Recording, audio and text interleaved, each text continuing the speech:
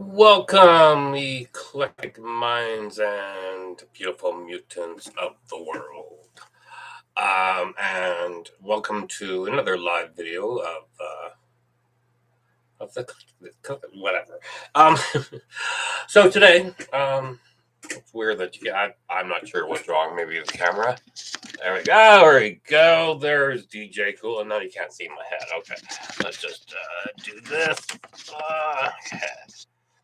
Still can't see my head. What's going on? Okay, there we go. See, there's my books over here. You can see. Just kind of a mess, but yeah.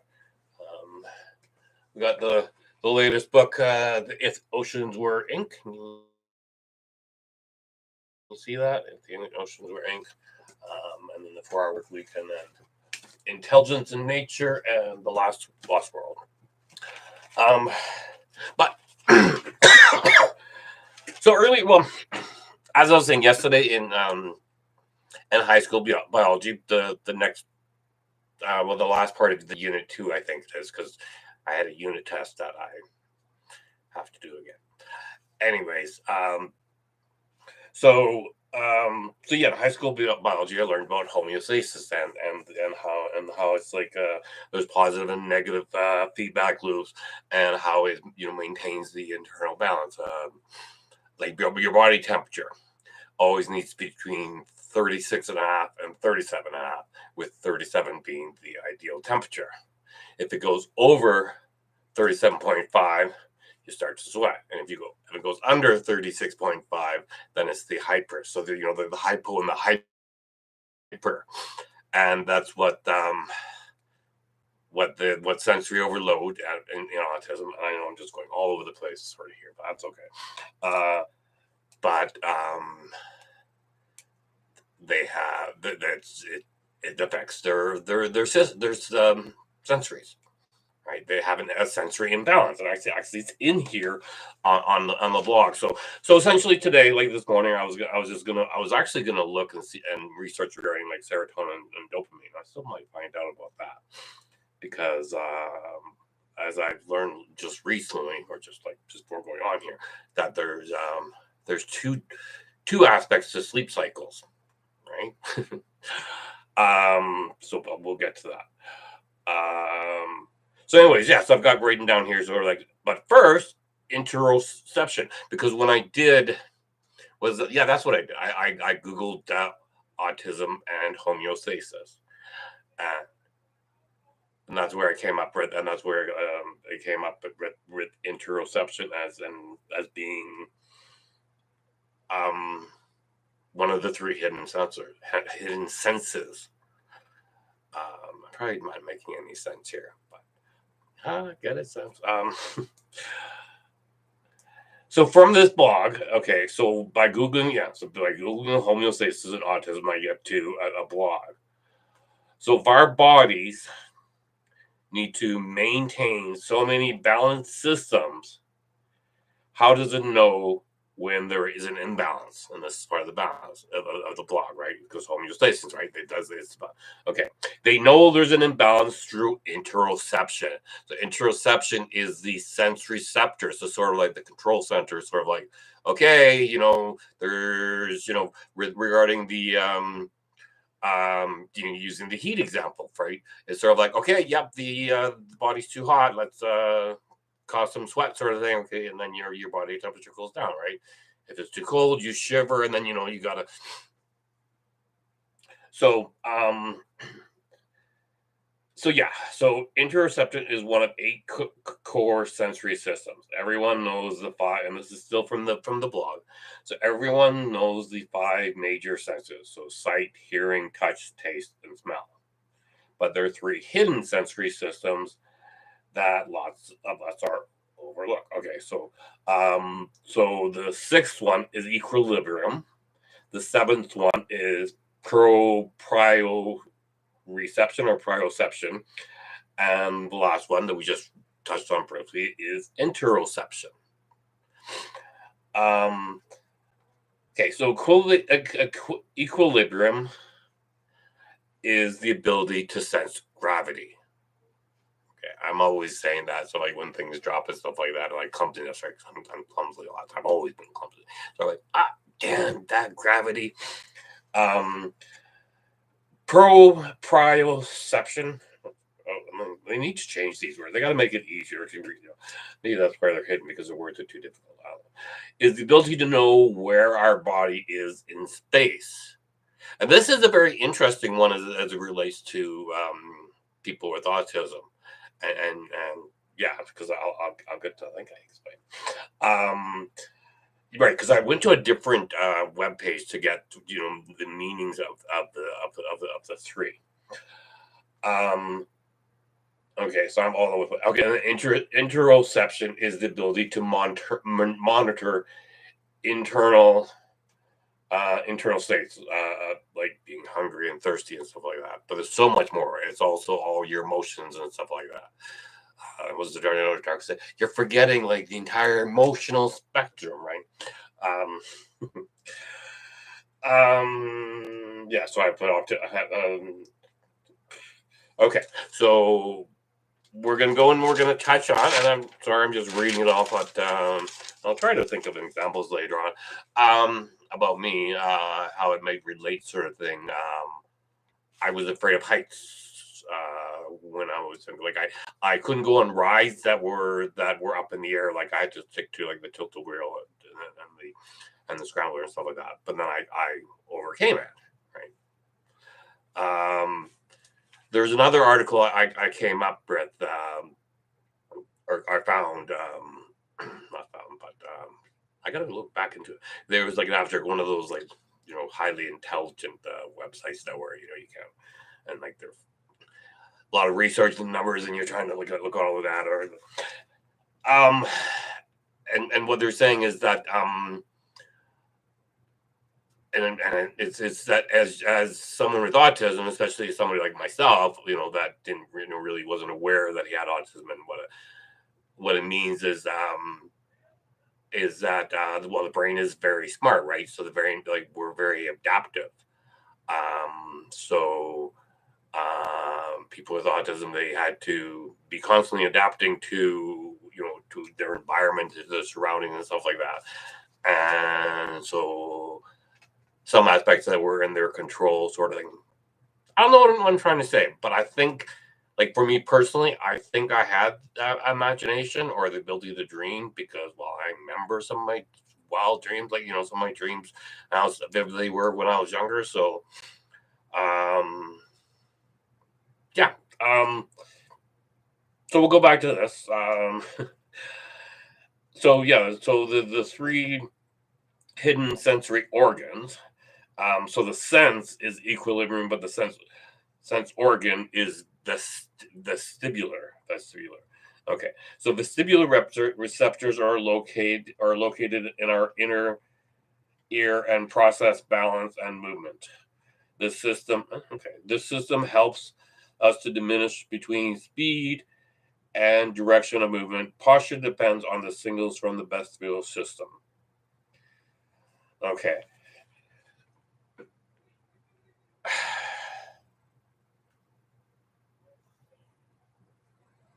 Sorry about this. So yeah, so people who are hypersensitive, hyposensitive, or under responders, they move a lot. Like they're me. Like I'm always fidgeting, right? Like I'm, what is driving my wife crazy right now. But whenever we're watching TV and I'm just sitting here, I'm constantly rocking back and forth, and the chair is making this like squeaking noise. And it's like so. Um, Yeah, so a vestibular underresponder receives less input from the system and seeks out additional, right? So we're trying to, I guess, compensate for the lack of, whereas the hypersensitive, the overresponder may be easily feel sick or anxious when engaged in activity. So being in the backseat of a car, right? Back and so and that's what they say, or struggle with body control and coordination. And that's the thing is that in autism you're always thinking, there's always sensory overload, but it's not sensory overload. It's the imbalance of sensory, just the inability to control it. So, and I guess more times, I guess it's just more noticeable when it's you know, over as opposed to under, sort of thing. But you know, the under is there as well. And then we have excuse me, just getting over a cold. Another reason why I'm not really going back to work tomorrow. Proprioception. Proprioception receptors are located in muscles and joints and provide information about where your body is in space. Right? I mean, yeah. So this provides us with our sense of awareness, and coordinate is important by proprioceptive input.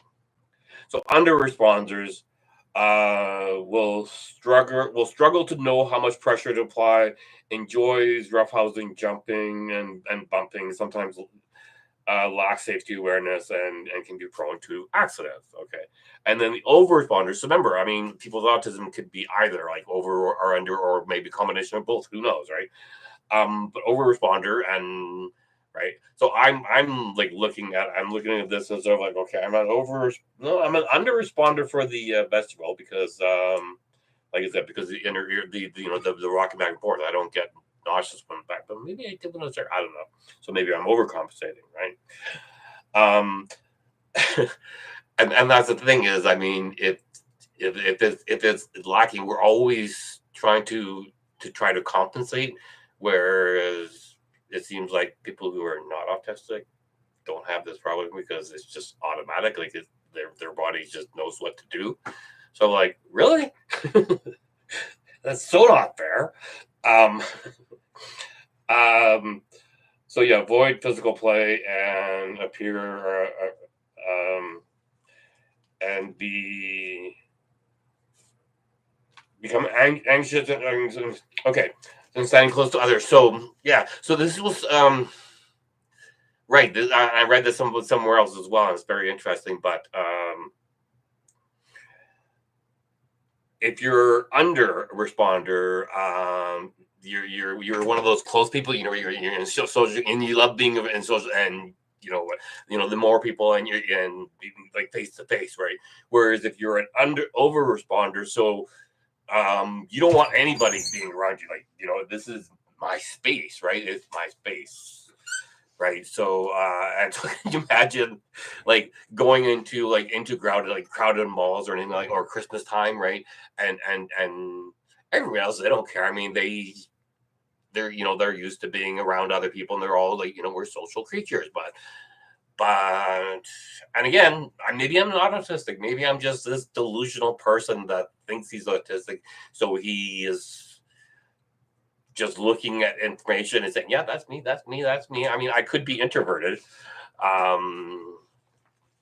I looked at that, and there's some commonalities between introversion and autism, but there's just, I don't know. There's just too much. I mean, just too much similarity. Just everything that I keep on, and it's just right.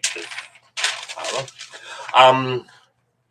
My next video, or more research that I wanted to get back into, and this is sort of like I'm drifting, nesting, is Renaissance Man, but it's also it's to do with polymath and polyhistor, or Robert Heinlein, one of his famous quotes is that someone should be able to do all this stuff and sort of like that.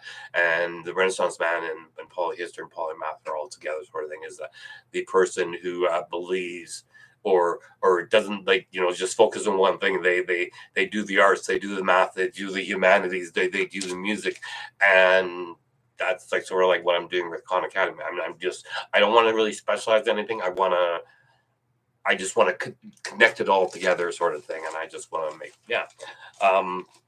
so that's coming up.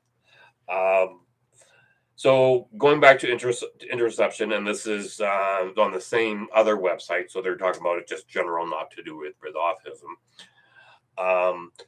Interoception is receptors in our internal organs are responsible for interoception signals that provide information on our internal body and emotional states. Experiences, urge to urinate, hunger, temperature, sadness, happy, joy, anxiety. So under response, hypersensitive is experiences less signals from their internal body states. They often lack awareness of the cues their bodies is giving them. They simply aren't getting enough information to process what is going on. I remember when I was living in my apartment and I got a brand new car. It was like the Toyota Cell. And I remember that it was like a couple days after buying it or something like that. So like, oh my God, I don't think I've eaten the last like couple days, right? Right. And it's sort of like, and because I was just full of adrenaline sort of thing, right? And so like, so I that has, possibly something to do with that. And then, okay. And then be unaware of blah, blah, blah. And then, and then when I got to more researchers have alexithymia, and this is interesting. It's something that I really haven't really heard of before. It's not too aphantasia visual. This is sort of similar with emotions. So I'm going to get to that. I'm going to keep this. You know what? That shows the video will be under half an hour. So yeah. So I do this disclaimer that for entertainment purposes, just take what you will, sort of thing. Pretty much that's what I'm doing. I'm finding out new information every day. This like tomorrow, or this will be like old news by like Wednesday of the week. I'll find something more fascinating. Every day is a new adventure. I'm an explorer, by the way. So yeah, autistic individuals may be hyper or hypo, unaware, underaware, or overaware of internal cues, right? And another thing is, difficulty with introspection and alexithymia.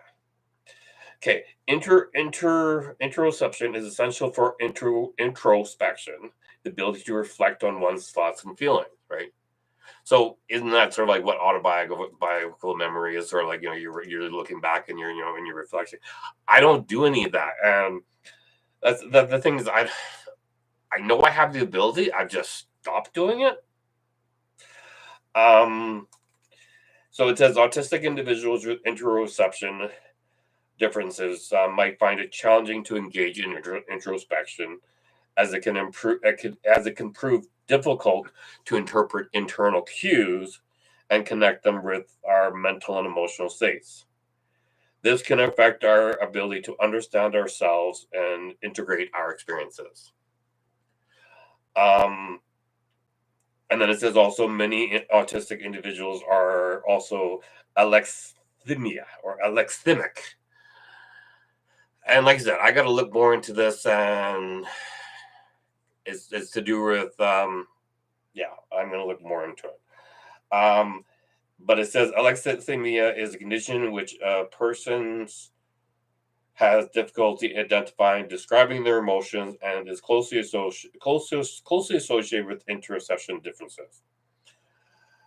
When internal bodily signals are misinterpreted or not recognized, it becomes challenging to associate these signals with specific emotions and identify how you're feeling. This can lead to a confused sense of self.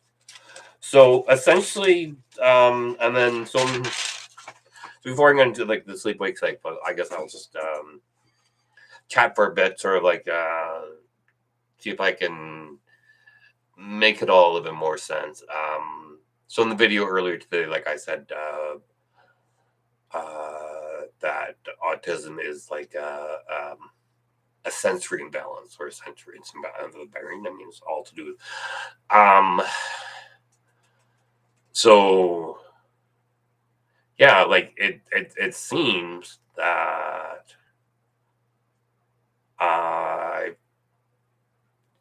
I've had to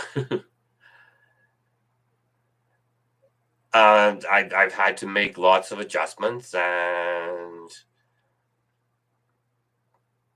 I guess I'm just tired. Sorry. How was I gonna explain? Well, like I said, like when I was younger, I never seemed to be tired. So even though I went to bed at 8 o'clock at night, there'd be nights where I wouldn't fall asleep till midnight, 1 o'clock, 2 o'clock in the morning. That's like even way back when I was a kid, right? But then, like I said, when I found out later with autism and it's only in one of the, like, the circadian process. There's also a sleep wake homeostasis as well, which is different. I'm going to get to that really soon. But I'm gonna have to, you can see me when I switch the screens, I think, because it's the camera that's playing. So, but I'm going to be switching screens and reading off the screen. Maybe I can do split screen. Can I do split screen? I don't know if I can do split screen. No. Okay. Sorry. So, yeah. So apparently, like our circadian rhythm, our circadian clock is sort of like a 24 hours, and people with autism could be up to 30 hours or something like that. But in humans, this could be from back long, who knows when back. But when the sun starts going down, the body has an internal to release melatonin, and so you get tired, and then you're ready for bed. And that's why we sleep longer in the wintertime, especially people up north where it gets dark really early, and then sometimes stay up later in the summertime because it doesn't get darker until later, right? But people with autism, they don't have that. They don't release they don't, because they have the imbalance. And so, yeah, they can like stay up longer. So hopefully you can still see me, but I'm going to switch over the page and I'm going to read about the it's called Understanding the Two-Process Model of Sleep Regulation. And we have this versus there's the two process. There's the sleep-wake homeostasis, or process S, is the accumulation of sleep-inducing substances in the brain. It's an internal biochemical system that operates like a timer, generating homeostatic sleep drive, or the need to sleep after a certain amount of time awake. It effectively reminds the body that it needs to sleep. So the longer you've been awake, the stronger your desire for sleep becomes. Should be an interesting. I think the longer, like I know, like longest I've been awake in consecutively like 50 hours. I was like when I was working at Tilton back when I was like 2021. Haven't really done anything like that since. So, and then the second one, which you all know, is the circadian process, also known as process C, is the regulation of the body's internal biological processes and alertness levels. This is what controls the timing of sleep, and it coordinates the light-dark cycle of day and night. Your circadian rhythm is what regulates your body sleep patterns, feeding patterns, core body temperature, brain wave activity, and hormone production over a 24-hour period. And so you can imagine how, with somebody with autism, that it's different, right?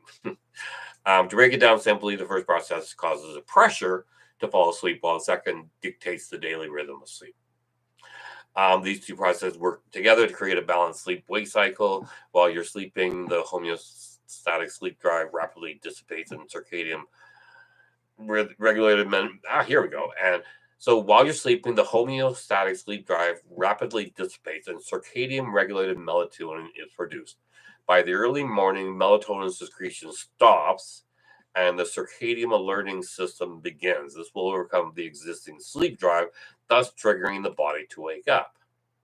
Homeostatic sleep drive typically increases throughout the day, which is why you get tired as the day goes on. However, it is countered and moderated by the circadian drive for arousal, at least until the night when the circadian clock begins producing melatonin again.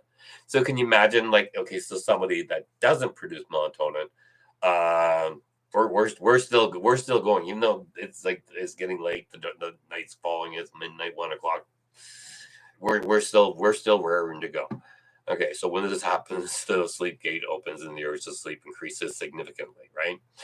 So getting a good night's sleep depends on these two processes working seamlessly together. If these two processes aren't aligned, you won't be able to sleep well, no matter how tired you feel. Climbing into to bed. Okay, here we go. So climbing into bed before process as says you're ready will guarantee you a night of tossing and turning. Okay, so if you haven't, so if you haven't, I guess like done enough during the daytime, or you haven't, done enough so that you're going to get tired, okay. Listen to your body and sleep, and you'll sleep soundly.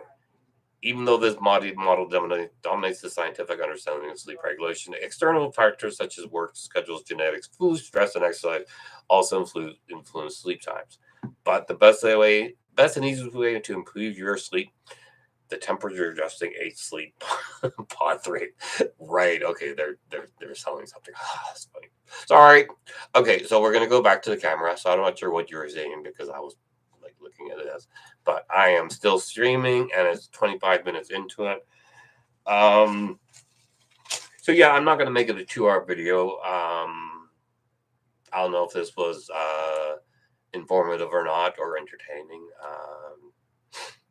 When I read about it this morning, I was sort of like, it pretty much stopped me in my tracks. I didn't really want to do anything else. It's sort of like, other than just sort of like, just process and just try to. So yeah, so I mean, obviously, a lot of it has to do. The reason why I was doing this, and then the curiosity is obviously to do with mine. Is my my mood and energy level. Like yesterday morning, I'd been awake probably since about like 3:30, 4 o'clock in the morning. Got out of bed around 7, and then wrote an email, drinking a coffee, and then and sort of like, okay, what am I going to do, sort of thing. And I went to watch the beginning of part 3 of a awesome series that is going to go well into the 60s and 70s. It's going to have a tremendous run. But honestly, I'm really enjoying this series. Yeah, it's fun. Keep it up. Good work.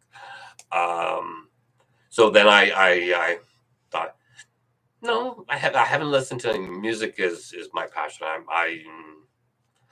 It's been a long time since I've been so down that I can't listen to music, and that's why it sometimes frightens me when I get that low energy and I'm not able to snap out of it, sort of thing. Like I said, that haven't happened for a while. But anyway, so yeah, so yes, I put on the song, and the song is Apple. The band name is Apotheosis. They did this other song back in the 90s called "Oh Fortuna." It's a very rave version of Carmen Burana's "Oh Fortuna." But this one's called I can't remember one of the songs because it's not really that much lyrics. It's all dance, and it's almost like the hemisync, like it's back and forth, left to right, sort of thing, and it's very it's mesmerizing, sort of thing. So as I was listening to it, I knew it was I smoked a bowl, of course, and so I started to feel those effects, and then I just started like just rocking with it, and yeah, but the thing is that just everything that just started accumulating. So I was like, okay, yeah, this is good. Yeah, I felt all of this before, but I can't sustain this, right? And so of course I stopped, and then that's so yeah, it's the moods, the motivation, the drive, the interest, what finds me, like and then afterwards, like I went and I did some learning. I started with high school biology, and it was like got really interested in the homeostasis, right? And then I went to the Unitest, and I got, I don't know if I was disinterested or so, like, okay, yep, enough of that. So then I went to the world history, and I haven't even passed the lesson yet of the world's history, but I got enough for the oh, and did I tell you the Avatar is, and I gotta research that more into as well, is an aquatine, and the aquatine is from Lemurian Aquatine Calcite. So anyways, I'm having lots of fun, and I'm going to keep this video so under 30 minutes. So have a great night, a great day, great afternoon, and stay tuned.